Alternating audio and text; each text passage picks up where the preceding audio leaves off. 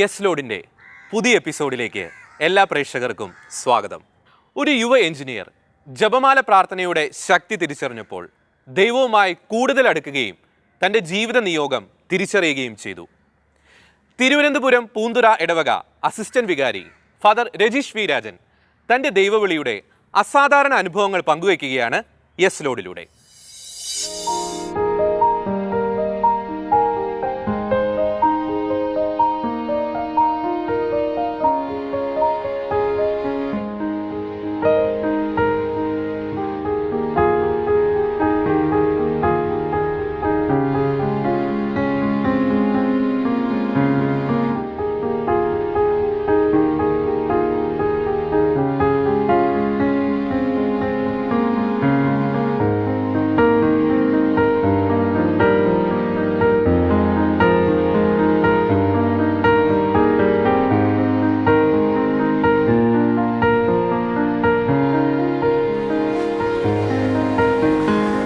Anti, എനിക്കൊരു കാര്യം പറയാനുണ്ട്.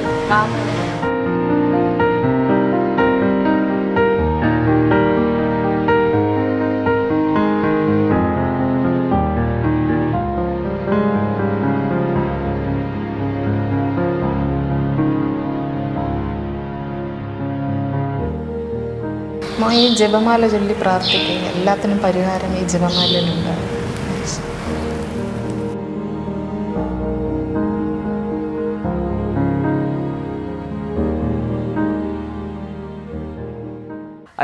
അച്ഛൻ കർത്താവിനോടുള്ള സ്നേഹത്തെ പ്രതി വളരെ ബോൾഡായിട്ട് പൗരോഹിത്യ ജീവിതത്തോട് ഒരു എസ് പറഞ്ഞപ്പം അച്ഛൻ എന്ത് ചെയ്യുമായിരുന്നു? ഞാൻ ശരിക്ക് ഒരു പ്രൊഫഷണലി ഒരു എഞ്ചിനീയറായിട്ട് ജോലി ചെയ്യുമായിരുന്നു. അപ്പോൾ ഞാൻ ശരിക്ക് 2004 ഗവൺമെൻറ് എഞ്ചിനീയറിംഗ് കോളേജ് പൈനാവിൽ നിന്ന് പാസ് ഔട്ടായി. പിന്നെ ഒരു 5.5 വർഷത്തോളം ഒരു കമ്പനിയിൽ ജോലി ചെയ്യുമായിരുന്നു. ശരിക്ക് ഒരു കൺസൾട്ടൻസി കമ്പനിയിലായിരുന്നു.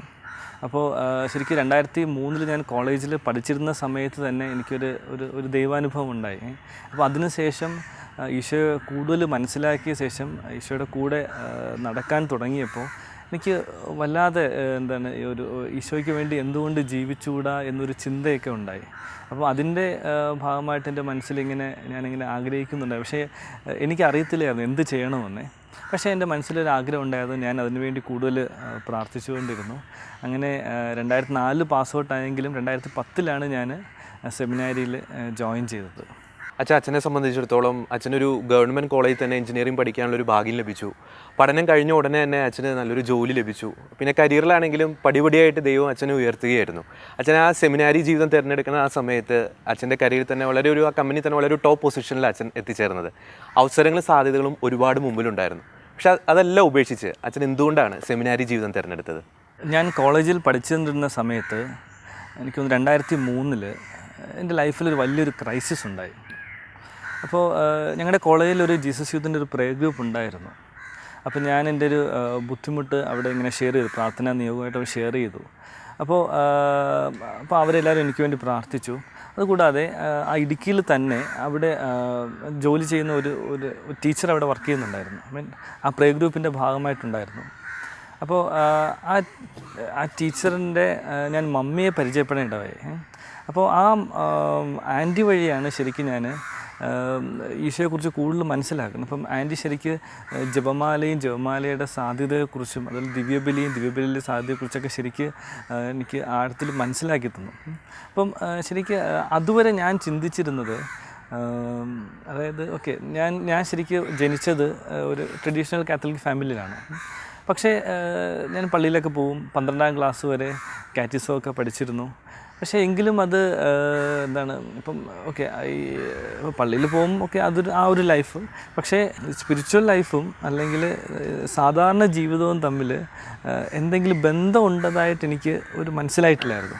പക്ഷേ ഈ ഒരു ഇൻസിഡൻറ്റിന് ശേഷം ഇതുമായിട്ടൊരു ബന്ധമൊന്നും എനിക്ക് മനസ്സിലായി.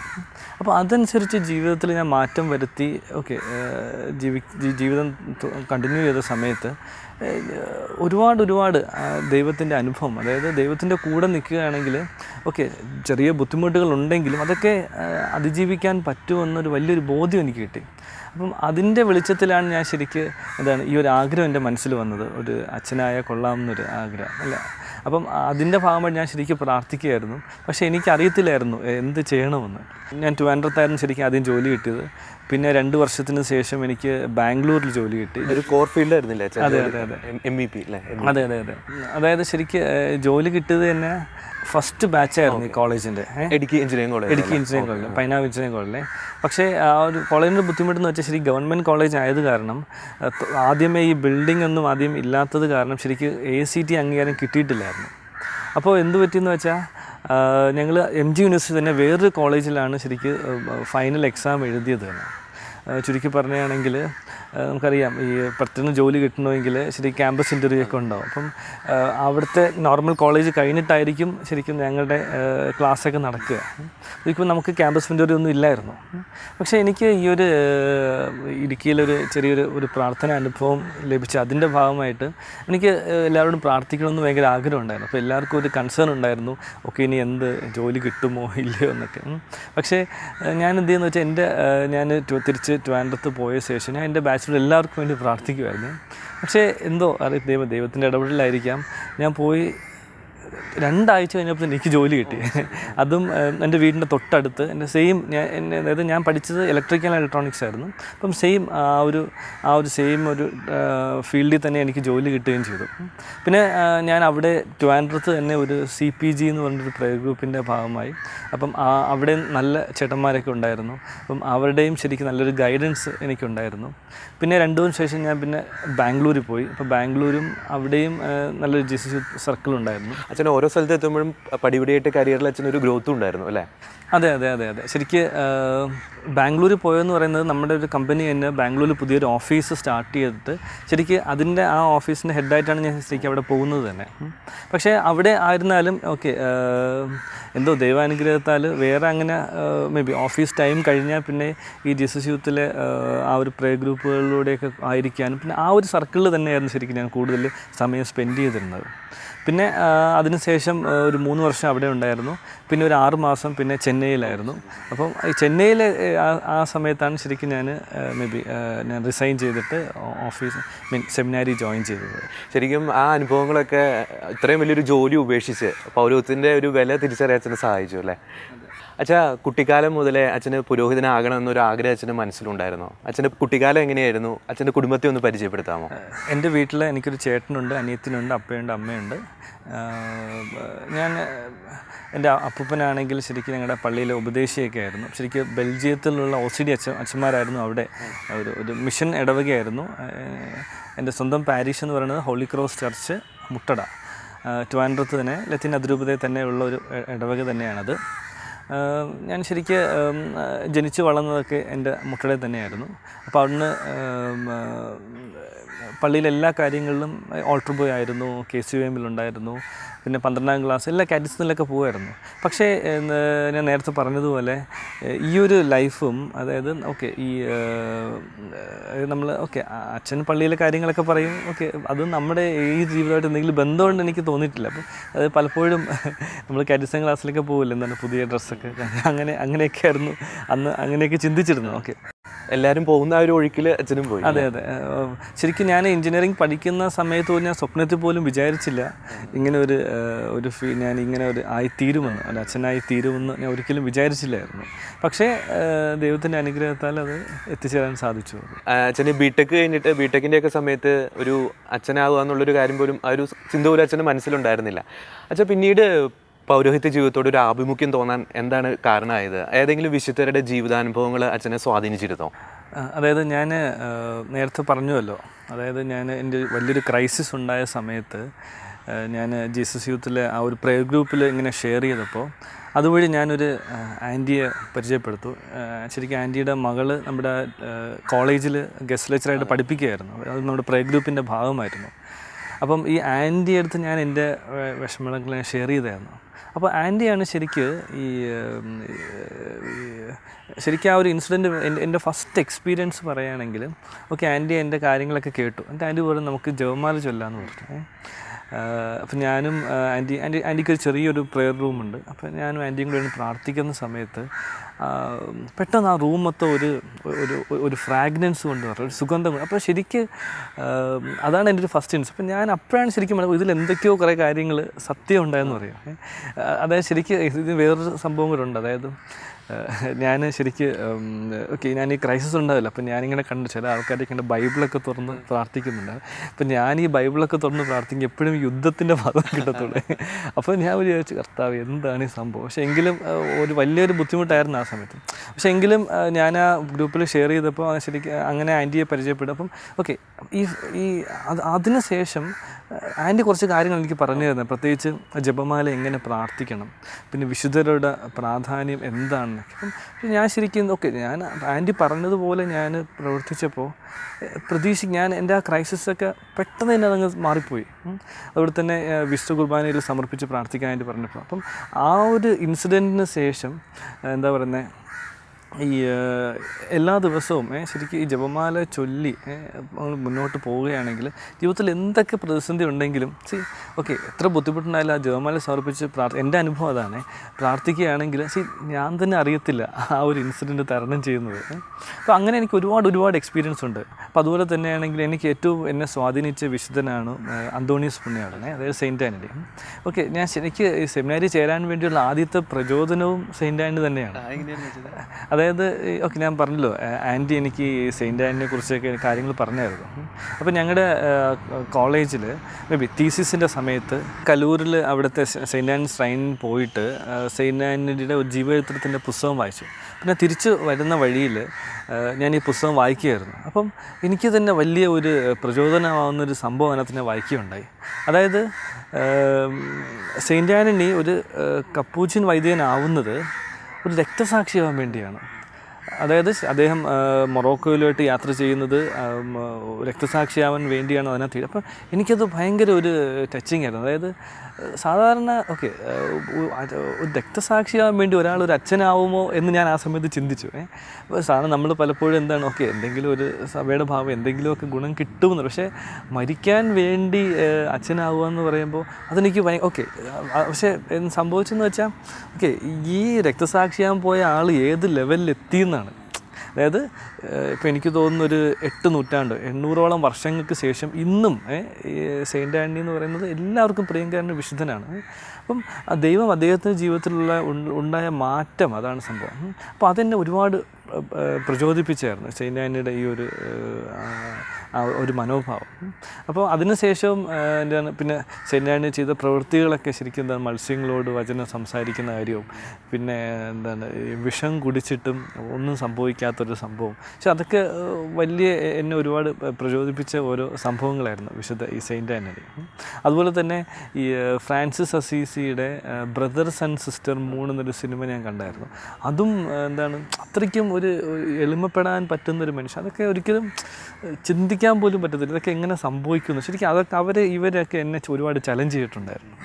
അപ്പം ഇതൊക്കെയായിരുന്നു ശരിക്കും എന്നെ ഒരു വൈദിക ജീവിതം തിരഞ്ഞെടുക്കാൻ വേണ്ടി ഒരു പ്രചോദനമായി തീർന്നത്.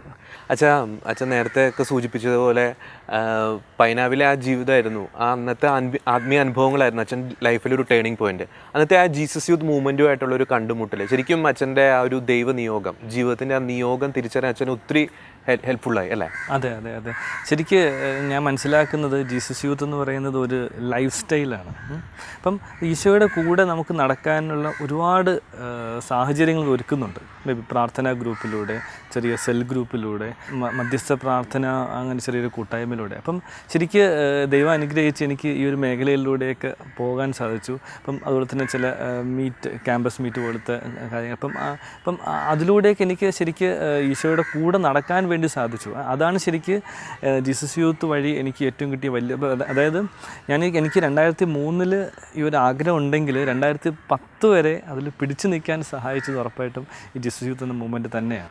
അച്ഛൻ ശരിക്കും പറഞ്ഞാൽ ഈ 2003 ഒരു ആഗ്രഹം ഉണ്ടായതിനു ശേഷം ഈ ഒരു 7 വർഷത്തോളം അച്ഛൻ ദൈവം അച്ഛനെ ഈ ആത്മീയ അനുഭവങ്ങളിലൂടെ ഒരുക്കുകയായിരുന്നു അല്ലേ? അതെ എന്ന് പറയാം. പിന്നെ അതുപോലെ തന്നെ എൻ്റെ ജീവിതത്തിൽ ഒരുപാട് ബുദ്ധിമുട്ട്, അതായത് എൻ്റെ അമ്മയ്ക്ക് ഒരിക്കൽ സ്ട്രോക്ക് വന്നു. പിന്നെ അതുപോലെ തന്നെ എൻ്റെ ചേട്ടൻ ഓൾറെഡി US-ലാണ്, ഓൾമോസ്റ്റ് സെറ്റിൽഡാണ് അവിടെ. അനിയത്തി ചെന്നൈയിൽ കല്യാണം കഴിച്ചു പോയി. അപ്പോൾ എൻ്റെ പാരൻസിനെ കുറിച്ചുള്ള ഒരു ചിന്തയും എന്നെ ഇതിലൊന്ന് ഡിസിഷൻ എടുക്കാൻ ലേറ്റ്. അതെ, ഡിസിഷൻ എടുക്കാൻ വേണ്ടി എനിക്ക് ഇച്ചിരി ഒരു ബുദ്ധിമുട്ടുണ്ടാക്കി.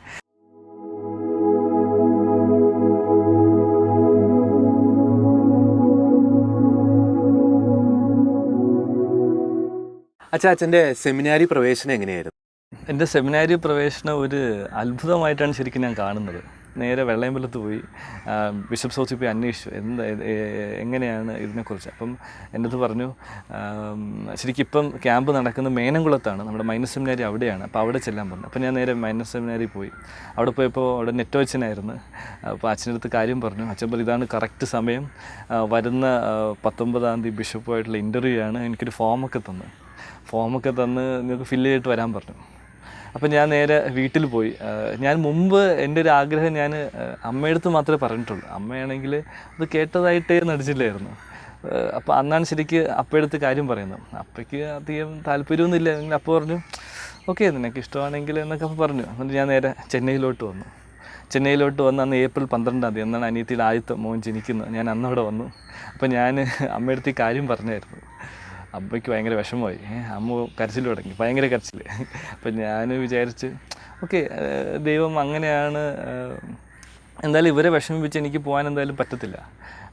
ശരിക്കും ഒരു കാരണമുണ്ട്. അതായത് പലപ്പോഴും എന്നെ പിന്തിരിപ്പിച്ച ഒരു ചലഞ്ച് എന്ന് പറയുന്നത്, കാരണം അമ്മയ്ക്കാണെങ്കിൽ ഒരു സ്ട്രോക്ക് വന്നിട്ടുണ്ട്. പിന്നെ അപ്പയ്ക്കാണെങ്കിൽ കാലിലൊരു മുഴയൊക്കെ വന്നിട്ട് അത് മേ ബി കുറേ മസിലൊക്കെ ഇങ്ങനെ കട്ട് ചെയ്ത് കളഞ്ഞു. അപ്പം അമ്മയ്ക്ക് നടക്കാം. അപ്പം ശരിക്കും പറഞ്ഞ പാരൻസിനെ കുറിച്ചൊരു കൺസേൺ എനിക്കുണ്ടായിരുന്നു. അതാണ് അപ്പം ഞാൻ എന്തായാലും ഇവരെ വിഷമിപ്പിച്ചിട്ട് എന്തായാലും എനിക്ക് അങ്ങനെ പറ്റുമെന്ന് തോന്നുന്നില്ല. എങ്കിലും ഞാൻ തിരിച്ച് ഓഫീസിൽ പോയിട്ട് എൻ്റെ ബോസിനൊരു മെയിൽ അയച്ചു. പക്ഷേ വൈകുന്നേരം ആയപ്പോൾ മെയിൽ റിപ്ലൈ വന്നു, ഓക്കെ ഗ്രാൻറ്റഡ് എന്ന് പറഞ്ഞിട്ട്. അത് ശരിക്കൊരു വലിയ, കാരണം ഞങ്ങളുടെ ഓഫീസ് സംബന്ധിച്ച് ഒരുപാട് ഉത്തരവാദിത്തമുള്ള ജോലിയാണ്. അതായത് ഒരു കൺസൾട്ടൻസി ഓഫീസിലാണ്, MEP കൺസൾട്ടൻറ്റ്. അപ്പം പ്രത്യേകിച്ച് ഒരു പ്രോജക്റ്റ് എന്ന് പറയുമ്പോൾ ഒരു 3-4 വർഷം നീണ്ടു നിൽക്കുന്നതാണ്. അപ്പം ആ സമയത്ത് പെട്ടെന്ന് ഒരാൾക്ക് ഇങ്ങനെ പ്രോജക്റ്റ് ഇങ്ങനെ ഹാൻഡിൽ ചെയ്ത് പോകുന്ന കാര്യം ഇച്ചിരി ബുദ്ധിമുട്ടാണ്. പക്ഷേ ആ സമയത്ത് എനിക്ക് പ്രസൻ്റ്ലി പ്രോജക്റ്റ് ഇല്ല. ശരിക്കും ഞാൻ ചെന്നൈ വന്നെന്ന് വെച്ചാൽ അവിടുത്തെ വർക്കൊക്കെ ഞാൻ സപ്പോർട്ട് ചെയ്യാൻ വേണ്ടിയായിരുന്നു. അപ്പം ബോസിന് പെട്ടെന്ന് ഒരു കാര്യം തീരുമാനം എടുക്കാൻ പറ്റിക്കാണ് മേ ബി.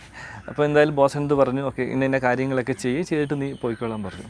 അപ്പം അങ്ങനെ ഞാൻ സാറ് പറഞ്ഞ കാര്യങ്ങളൊക്കെ ഞാൻ ചെയ്തു. പിന്നെ ഞാൻ ട്രിവാൻഡ്രത്ത് വന്നതിന് ശേഷം ഞാൻ പിന്നെ ഇതിനെക്കുറിച്ചൊന്നും മിണ്ടുന്നേ ഇല്ല. അപ്പോഴും ഒന്നും മിണ്ടുന്നില്ല. ഞാൻ ബോസ് വിചാരിച്ച് ഞാൻ ഓൾറെഡി സെമിനാരി ചേർന്നു, അതുകൊണ്ട് ഓഫീസിൽ നിന്നും കോളും വന്നില്ല.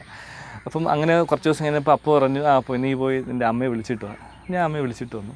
പക്ഷേ ഞാൻ എൻ്റെ വികാരിച്ചന്തി കാര്യങ്ങളൊക്കെ ഷെയർ ചെയ്യുമായിരുന്നു ദേവസി അച്ഛനെ.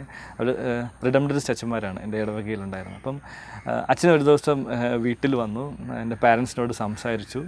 അപ്പോൾ അവർ പറഞ്ഞ് അവരിങ്ങനെ കൺവിൻസ് ചെയ്യിച്ചു. അപ്പോൾ പറഞ്ഞു, ഓക്കെ നിനക്ക് ഇഷ്ടം അതാണെങ്കിൽ നീ പോയിക്കോ, നിനക്ക് യാതൊരു ബുദ്ധിമുട്ടും എന്തെങ്കിലും നിനക്ക് ബുദ്ധിമുട്ടുണ്ടാവുകയാണെങ്കിൽ നീ തിരിച്ചു വരുമെന്നൊക്കെ പറഞ്ഞു. അപ്പോൾ അങ്ങനെ കുറേ ദിവസം അങ്ങനെ പോയി. പിന്നെ ഒന്നും അനക്കമില്ല.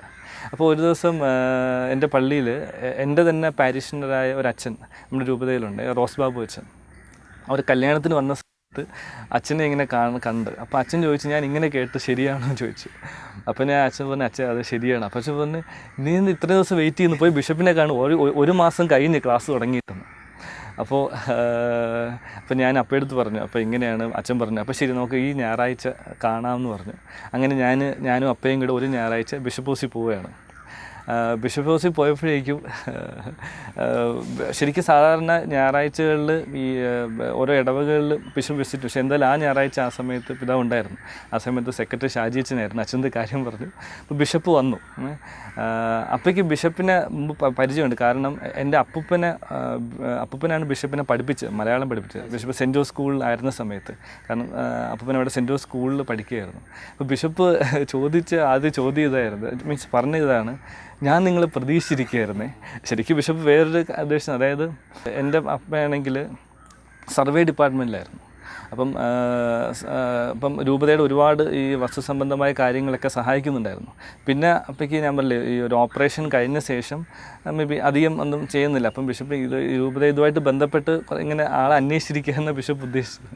പിന്നെ അതുപോലെ തന്നെ ഞങ്ങളുടെ ഫാമിലിയെ അടുത്തറിയത്തില്ലെങ്കിലും, അതായത് ഈ എൻ്റെ അപ്പൂപ്പൻ ബിഷപ്പിനെ പഠിപ്പിക്കുന്നത് കാരണം ഒരിക്കലും ഇങ്ങനെ ഇടവകയിൽ വരുന്ന സമയത്തൊക്കെ അന്വേഷിക്കുക. അതുപോലെ തന്നെ എൻ്റെ അപ്പൂപ്പൻ ഉപദേശിയായിരുന്നു. അപ്പം ബിഷപ്പ് പറഞ്ഞായിരുന്നു, പുള്ളിക്കാരൻ ബിഷപ്പ് ബെൽജിയത്ത് പോയ സമയത്ത് ഇങ്ങനെ അവിടെ ഒരു ബെൽജിയത്ത് അച്ഛന്മാരുണ്ട്, ഒരു ഇറന്യൂസ് അച്ഛനുണ്ടായിരുന്നു. അപ്പം ആ അച്ഛനിങ്ങനെ അപ്പൂപ്പനെ കുറിച്ച് അന്വേഷിച്ചു എന്നൊക്കെ പറഞ്ഞു. അപ്പോൾ അതൊക്കെ പറഞ്ഞിട്ട് ബിഷപ്പ് കാര്യങ്ങളൊക്കെ ചോദിച്ചിട്ട് എന്നിട്ട് ബിഷപ്പ് ഒരേ ഒരു കാര്യമേ പറഞ്ഞുള്ളൂ, അതായത് കുരിശ് മാത്രമേ പ്രതീക്ഷിക്കാവൂ, വേറെ ഒന്നും പ്രതീക്ഷിക്കരുത്. അതായത് അതിൻ്റെ കാരണമുണ്ട്. അതായത് അന്നത്തെ സുവിശേഷം ആ ഞായറാഴ്ച സുവിശേഷത്തിൽ മനുഷ്യപുത്രന് തലചായ്ക്കാൻ ഇടയില്ല അങ്ങ് ആ ഒരു ഭാഗമുണ്ടല്ലോ, ആ ഭാഗമാണ് ശരിക്കും. അപ്പോൾ ഇന്നത്തെ സുവിശേഷം കേട്ടുമല്ലോ, അപ്പോൾ വേറെ ഒന്നും കുരിശ് മാത്രമേ പ്രതീക്ഷിക്കൂ, നിനക്ക് താല്പര്യമുണ്ടെങ്കിൽ ജോയിൻ ചെയ്യാമെന്ന് പറഞ്ഞു. അങ്ങനെ അടുത്ത ബുധനാഴ്ച റെക്ടർ അച്ഛനെ കാണാൻ പറഞ്ഞു. അപ്പോൾ ആ സമയത്ത് നെറ്റ് വെച്ച് മാറി അഗസ്റ്റിൻ ജോൺ അച്ഛനായി. അപ്പോൾ ഞാൻ ആ ബുധനാഴ്ച അച്ഛനെ പോയി കണ്ടു. അച്ഛൻ പറഞ്ഞ് കുറച്ച് ഫോംസൊക്കെ തന്നു, അതൊക്കെ ഫില്ല് ചെയ്തു. അടുത്ത ഞായറാഴ്ച ആയപ്പോഴേക്കും ഞാൻ സെമിനാരി ജോയിൻ ചെയ്തു. ശരിക്കും പറഞ്ഞാൽ ഇങ്ങനെയൊക്കെ ആഗ്രഹം ഉണ്ടെങ്കിൽ ഇതൊക്കെ ഇത്ര പെട്ടെന്ന് നടക്കുമെന്ന് ഞാൻ ഒരിക്കലും വിചാരിച്ചില്ല. അപ്പം ശരിക്കും പറഞ്ഞാൽ ദൈവം എന്നെ അവിടെ നിന്ന് എടുത്ത് ഇവിടെ കൊണ്ട് നട്ടു എന്ന രീതിയിൽ എനിക്ക് തോന്നി. അങ്ങനെയായിരുന്നു സെമിനാരി. അച്ഛൻ്റെ അന്നത്തെ ഒരു ജീവിത സാഹചര്യത്തിൽ ഒരു വികാരാവേശത്തിന് പുറത്ത് ഈ ഒരു ഡിസിഷൻ എടുക്കാൻ പറ്റത്തില്ല. കാരണം ഉയർന്നൊരു ജോലി ഉപേക്ഷിക്കണം, കുടുംബത്തിൻ്റെ സാഹചര്യങ്ങൾ, പൗരോഹിത്യത്തിലേക്ക് തന്നെയാണ് അച്ഛനെ ദൈവം വിളിച്ചിരിക്കുന്നത് എന്നൊരു കാര്യം അച്ഛൻ എങ്ങനെയാണ് കൺഫേം ചെയ്തത്? എങ്ങനെ? ശരിക്കും പറഞ്ഞാൽ ഒന്നാമത്തെ കാര്യം എന്ന് വെച്ചാൽ, ഞാനായിട്ട് ഒരേ ഒരു എഫേർട്ട്, ഞാൻ മനസ്സിലാക്കുന്നത് ഒരേ ഒരു എഫേർട്ട് എടുത്തോളൂ. പക്ഷേ ദൈവം തന്നെ അത് പ്രവർത്തിക്കുകയായിരുന്നു. കാരണം പല സാഹചര്യങ്ങളിലായിട്ട് ഞാൻ പറഞ്ഞല്ലോ, എനിക്ക് ഒന്നാമത്തെ കാര്യം എന്ന് വെച്ചാൽ ജപമാല എന്നെ ഒരുപാട് സഹായിച്ചിട്ടുണ്ട്. ഇപ്പോൾ ഓഫീസ് തന്നെയാണെങ്കിൽ ഒരുപാട് ചലഞ്ചസ് ഉണ്ടായിട്ടുണ്ടായിരുന്നു. അപ്പോൾ ആ സമയത്തൊക്കെ ഞാൻ സിൻസിയറായിട്ട് ജപമാല ചൊല്ലിച്ച ഒരു സമയത്ത് ജപമാല ചൊല്ലാതെ ഓഫീസിൽ നിന്ന് ഇറങ്ങി, കാരണം അങ്ങനത്തെ ഉത്തരവാദിത്തമാണ്. അപ്പം ശരിക്കും പക്ഷേ ജപമാല ചൊല്ലി പ്രാർത്ഥിച്ചിട്ട് ദൈവത്തിൽ ആശ്രയിച്ച് ഓരോ കാര്യങ്ങൾ ചെയ്യുമ്പോൾ എല്ലാ കാര്യങ്ങളും സ്മൂത്തായിട്ട് കാര്യങ്ങൾ നടക്കും. അതായത് ചുരുക്കി പറയുകയാണെങ്കിലും എത്ര ബുദ്ധിമുട്ടാണെങ്കിൽ തന്നെയും ശരിക്കും സിൻസിയറായിട്ട് ദൈവത്തോട് പ്രാർത്ഥിച്ച് ചെയ്യുകയാണെങ്കിൽ ഞാൻ തന്നെ അറിയത്തില്ല ആ ഒരു കാര്യം, അതൊക്കെ അങ്ങ് സ്മൂത്തായിട്ട് അതൊക്കെ ഹാൻഡിൽ ചെയ്യാൻ പറ്റും. അങ്ങനെ അപ്പം ഈ ഒരു സംഭവം അതാ ചെയ്തത്. ഞാൻ പറഞ്ഞില്ല, അതായത് ഞാൻ ചെയ്ത ആപ്പാട് പ്രവൃത്തി, എൻ്റെതായ ഒരു തീരുമാനം എടുത്തെന്ന് പറയുന്നത് ഞാൻ എൻ്റെ ബോസിന് ആ കത്തയച്ചതാണ്.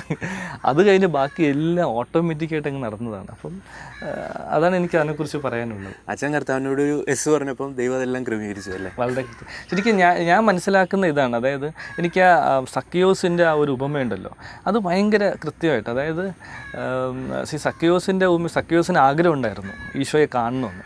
ഇന്ന് സക്കിയോസ് ചെയ്ത ഞാൻ ആകപ്പാട് പ്രവൃത്തി എന്ന് വെച്ചാൽ ആ മരത്തിൻ്റെ മേൽ വലിഞ്ഞു കയറിയ സമയത്ത് എന്ത് പറ്റും, ഈശോ കണ്ട് പിന്നെ ഈശോ വീട്ടിൽ പോയി, പിന്നെ ആ കാര്യങ്ങളൊക്കെ ശരിക്കും അതൊക്കെ അങ്ങ് ആ ഫ്ലോയിൽ അങ്ങ് നടക്കുകയാണ്. സക്യൂസ് ചെയ്ത പ്രവൃത്തി ആ വലിഞ്ഞ് കയറിയില്ലെങ്കിൽ ഒരിക്കലും നടക്കത്തില്ലായിരുന്നു.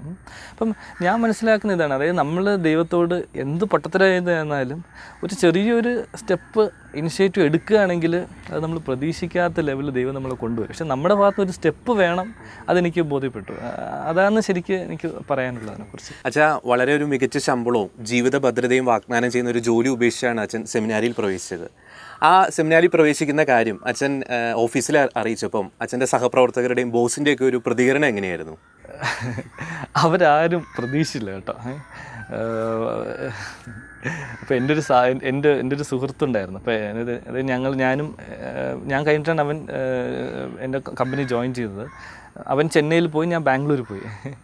അവൻ എന്നെ കണ്ടിട്ട് പറഞ്ഞു, നീ എന്നെ എല്ലാവരെയും കടത്തി വെട്ടിക്കളഞ്ഞല്ലോ എന്ന് പറഞ്ഞു. ഓക്കെ, പിന്നെ ശരിക്കും എനിക്കതിനകത്തൊന്നും പറയില്ല, എനിക്ക് ദൈവം അതിനകത്ത് ഇടപെട്ടു എന്ന് എനിക്ക് പറയാനുള്ളൂ അതിനകത്ത്. പിന്നെ സാറൊന്നും പറയില്ല. ഓക്കെ, സാറ് എൻ്റെ തീരുമാനത്തെ സാറ് റെസ്പെക്റ്റ് ചെയ്തെന്ന് എനിക്ക് തോന്നുന്നു. അങ്ങനെ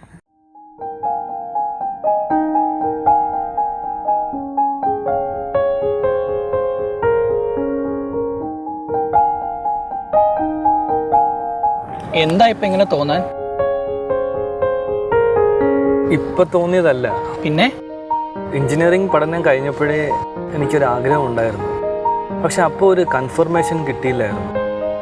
ഇപ്പോൾ എനിക്ക് ക്ലിയറായി. സെമിനാരിയിൽ 3-ാം വർഷം ഞങ്ങൾ ഡിഗ്രി പഠിക്കുമ്പോഴാണ് രജീഷ് അച്ഛൻ ഞങ്ങളുടെ ബാച്ചിലേക്ക് കടന്നു വരിക. ഞാൻ 10ാം ക്ലാസ് കഴിഞ്ഞ് സെമിനാരിയിൽ ചേർന്ന ഒരു വ്യക്തിയാണ്. ഞങ്ങൾ ഓരോരുത്തരെയും സംബന്ധിച്ചിടത്തോളം 10ാം ക്ലാസ് കഴിഞ്ഞ് സെമിനാരിൽ ചേരുന്നവരെക്കുറിച്ച് കേട്ടിട്ടുണ്ട്, +2 കഴിഞ്ഞിട്ട് ചേരുന്നവരെക്കുറിച്ച് കേട്ടിട്ടുണ്ട്, ഡിഗ്രി കഴിഞ്ഞിട്ട് കയറുന്നവരെക്കുറിച്ച് കേട്ടിട്ടുണ്ട്. പക്ഷേ പൊടുന്നനെയാണ് എൻജിനീയറിംഗ് കഴിഞ്ഞ് കുറച്ച് വർഷം ജോലി ചെയ്തതിന് ശേഷം ഒരു വ്യക്തി സെമിനാരിയിൽ ജോയിൻ ചെയ്യുക എന്നുള്ളത്. പ്രത്യേകിച്ചും അപ്പോൾ ഞങ്ങളൊക്കെ ചിന്തിച്ചത് അദ്ദേഹത്തിന് കുടുംബത്തിൽ എന്തെങ്കിലും പ്രശ്നം കാണും, അല്ലെങ്കിൽ മാനസികമായിട്ട് എന്തെങ്കിലും ബുദ്ധിമുട്ട് കാണും, പ്രയാസം കാണും. അതൊക്കെ കൊണ്ടായിരിക്കാം ആ ഒരു ജീവിതം ഉപേക്ഷിച്ച് ഈ ദൈവവിളി സ്വീകരിക്കുവാനായിട്ട് കാരണം. അങ്ങനെ രജീഷ് അച്ഛൻ ഞങ്ങൾ ബാച്ചിൽ ജോയിൻ ചെയ്യുമ്പോൾ ഞങ്ങളുടെയൊക്കെ ധാരണയും ചിന്തയും അങ്ങനെ തന്നെയായിരുന്നു. എങ്ങനെ ഇത്രയ്ക്ക് സീനിയറായിട്ടുള്ള ഒരു വ്യക്തി ജൂനിയറായിട്ടുള്ള ഞങ്ങളോടൊപ്പം ഒരുമിച്ച് പോകും എന്നുള്ളത്. കാരണം ഓൾറെഡി അദ്ദേഹം വൈദികനാവുന്ന പ്രായം അടുത്ത് എത്തിയ സമയത്താണ് അദ്ദേഹം സെമിനാരിയിൽ ജോയിൻ ചെയ്യുന്നത്. അപ്പോൾ ഞങ്ങൾ ചിന്തിച്ചു, കൊച്ചു പിള്ളേരായ ഞങ്ങളോടൊപ്പം ചേർന്ന് അദ്ദേഹം എങ്ങനെ ഞങ്ങളോടൊപ്പം ഒരുമിച്ച് കാര്യങ്ങൾക്കൊക്കെ സഹകരിക്കും എന്നുള്ളൊരു ആശങ്ക ഞങ്ങൾക്കുണ്ടായിരുന്നു. പക്ഷേ അദ്ദേഹത്തിൻ്റെ ജീവിതശൈലി ഞങ്ങളെയൊക്കെ ഒത്തിരി മാറ്റിയെടുത്തു എന്നുള്ളതാണ് പിന്നീടുള്ള അദ്ദേഹത്തിൻ്റെ ജീവിതത്തിലൂടെ കടന്നു പോകുമ്പോൾ നമുക്കൊക്കെ കണ്ടെത്തുവാനായിട്ട് സാധിക്കുക. പ്രത്യേകിച്ച് ഞങ്ങൾ അനുഭവിച്ചിട്ടുള്ളത്, അദ്ദേഹം തൻ്റെ ജീവിതത്തിൽ ഒത്തിരിയേറെ പ്രാർത്ഥിക്കുന്ന ഒരു വ്യക്തിയാണ്. ഞങ്ങൾ പലപ്പോഴും പ്രാർത്ഥനയ്ക്കൊക്കെ മുടങ്ങുമ്പോൾ ഒരു ജ്യേഷ്ഠ സഹോദരനെ പോലെ ഞങ്ങളോടൊപ്പം വന്ന് ഇരിക്കുകയും ഞങ്ങളോട് ഉപദേശിക്കുകയും നിങ്ങൾ പ്രാർത്ഥിക്കണമെന്നൊക്കെ പറഞ്ഞ് പ്രാർത്ഥനയിൽ കൂടുതൽ ഞങ്ങളെ വളർത്തുവാനായിട്ട് സഹായിക്കുന്ന ഒരു ജ്യേഷ്ഠ സഹോദരനെ അദ്ദേഹത്തിൽ ഞങ്ങൾക്ക് കണ്ടുമുട്ടാൻ സാധിച്ചു. അതോടൊപ്പം എന്ത് ജോലിയുണ്ടെങ്കിലും പ്രായം നോക്കാതെ അല്ലെങ്കിൽ തൻ്റെ അനുഭവം നോക്കാതെ എന്ത് കാര്യമുണ്ടെങ്കിലും ചെയ്യേണ്ട ജോലി ഒരുമയോടുകൂടെ കൂട്ടായ്മയോടുകൂടെ ചെയ്യുവാനായിട്ട് അദ്ദേഹം മനസ്സ് കാണിച്ചു എന്നുള്ളത് വളരെ വ്യക്തമാണ്. അദ്ദേഹത്തിൻ്റെ ജീവിതത്തിൽ നിന്ന് അത് മനസ്സിലാക്കുവാൻ സാധിക്കും. അതുപോലെ തന്നെ അധികാരികളോടുള്ള വിധേയത്വം, അധികാരികൾ എന്ത് ചെയ്യാൻ പറഞ്ഞാലും പ്രത്യേകിച്ച് ഒത്തിരിയേറെ സഹനങ്ങളിലൂടെ കടന്നു പോകേണ്ട നിമിഷങ്ങളുണ്ട്. കാരണം ഒത്തിരിയേറെ സീരിയസ് ആയിട്ടുള്ള വർക്കുകൾ അദ്ദേഹത്തിന് ചെയ്യേണ്ടി വന്നിട്ടുണ്ട് സെമിനാരിയിൽ തന്നെ. അപ്പോൾ അതൊക്കെ വളരെ ഉത്തരവാദിത്വത്തോടുകൂടി ഗൗരവത്തോടുകൂടി ഏറ്റെടുത്ത് നടത്തുവാനായിട്ട് അദ്ദേഹത്തിന് സാധിച്ചു എന്നുള്ള വ്യക്തമാണ്. അത് അദ്ദേഹത്തിൻ്റെ പ്രാർത്ഥനാ ജീവിതം ഒന്നുകൊണ്ട് മാത്രമാണെന്ന് വ്യക്തമായിട്ട് ബാച്ചിലുള്ള ഞങ്ങൾക്ക് എല്ലാവർക്കും മനസ്സിലാകുന്ന ഒരു കാര്യമാണ്. അച്ഛൻ്റെ ഒരു സ്വപ്നമായിരുന്നു അച്ഛൻ്റെ ആ തിരുപ്പെട്ട ദിനം. അന്നത്തെ അനുഭവങ്ങളൊന്ന് പങ്കുവെക്കാം. ശരിക്ക് ഏപ്രിൽ മാസം 2018 ഏപ്രിൽ മാസം 4-ാം തീയതി ആയിരുന്നു നമ്മുടെ കത്തീഡ്രലിൽ വെച്ചിട്ട് തിരുപ്പട്ടം സൂസപ്പാക്കിയും പിതാവിൽ നിന്ന് എനിക്ക് ലഭിച്ചത്. ശരിക്കും ഞാൻ പറഞ്ഞല്ലോ, അതായത് ഓരോ ദിവസവും നമ്മൾ ദൈവത്തിലിങ്ങനെ ആശ്രയിച്ച് പോകുന്ന കാരണം എനിക്ക് സത്യം പറയുകയാണെങ്കിൽ ആ അനുഭവം സെമിനാരി ചേർന്നതായിരുന്നു. പിന്നെ എനിക്ക് ഒരിക്കലും തിരിഞ്ഞു നോക്കേണ്ടി വന്നതേ ഇല്ല. അതായത് ഞാൻ പറഞ്ഞില്ല, എനിക്ക് ഒരുപാട് ചലഞ്ചസ് ഉണ്ടായിട്ടുണ്ട്. പക്ഷേ ആ സിൻസിയറായിട്ട് ദൈവത്തിൽ പ്രാർത്ഥിച്ചതിന് ശേഷം ആ സംഭവമൊക്കെ എങ്ങനെ പോയെന്ന് എനിക്ക് പോലും ഓർമ്മയില്ല. അതാണ് സത്യം. അച്ഛാ, ഒരു യുവ എഞ്ചിനീയറായ മകനെക്കുറിച്ച് ഒത്തിരിയധികം സ്വപ്നങ്ങൾ അച്ഛൻ്റെ വീട്ടുകാർക്കുണ്ടായിരുന്നു. സെമിനാരി പ്രവേശിക്കുന്ന കാര്യം അച്ഛൻ വീട്ടിൽ പറഞ്ഞപ്പോൾ അവരുടെ പ്രതികരണം എങ്ങനെയായിരുന്നു? അതായത് എൻ്റെ ചേട്ടൻ മേ ബി 2000 തന്നെ CET-യിലാണ് പഠിച്ചത്. എഞ്ചിനീയറിംഗ് കഴിഞ്ഞ ശേഷം ബാംഗ്ലൂർ ജോലി ചെയ്തു. പിന്നെ അവിടെ നിന്ന് US-ലോട്ട് പോയി. ഇപ്പോൾ US സെറ്റിലാണ്. അനിയത്തിയാണെങ്കിൽ കല്യാണം കഴിഞ്ഞ് ചെന്നൈയിലാണ് പോയത്. അപ്പം അവൾ അവിടെ സെറ്റിലാണ്. അപ്പം ശരിക്കും പറഞ്ഞാൽ ഈ പാരൻസിനൊരു മേ ബി ആരോഗ്യപരമായ പ്രശ്നം ശരിക്കും എല്ലാവർക്കും ഒരു കൺസേൺ ഉണ്ട്. അപ്പോൾ അത് കാരണം അവരെല്ലാവരും പറഞ്ഞു, നീ ശരിക്കും തീരുമാനിച്ച് ചെയ്തിട്ടാണോ? ഒരുപാട് പേരൊക്കെ എന്നെ നിരുത്സാഹപ്പെടുത്തി. അതായത് ഓക്കെ, എല്ലാ മതക്കാരും ഇങ്ങനെ മേ ബി എല്ലാ മതത്തിലും ഉണ്ട്, ഓക്കെ ദൈവം ഉണ്ടെന്ന് പറയുന്ന ആൾക്കാർ എല്ലായിടത്തും അത്ഭുതങ്ങളും നടത്തുന്നുണ്ട്.